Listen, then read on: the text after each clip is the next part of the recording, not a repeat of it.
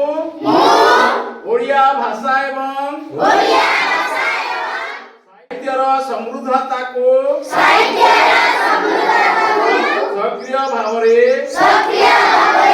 प्रोत्साहित एवं पालन करने को प्रतिज्ञा करुअछि। दैनंदिन जीवन रे निज मातृभाषा व्यवहार करी मु अन्य मानंकु मोर भाषा सह परिचित कराइबी।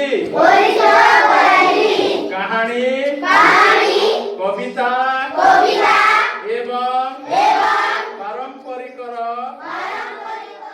आदान प्रदान माध्यमरे मु आम राज्य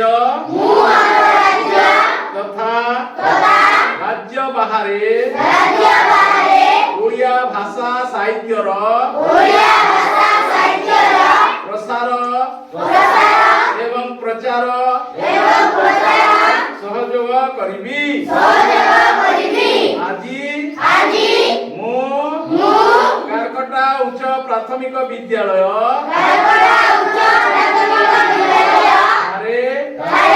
शपथ करुअछि जे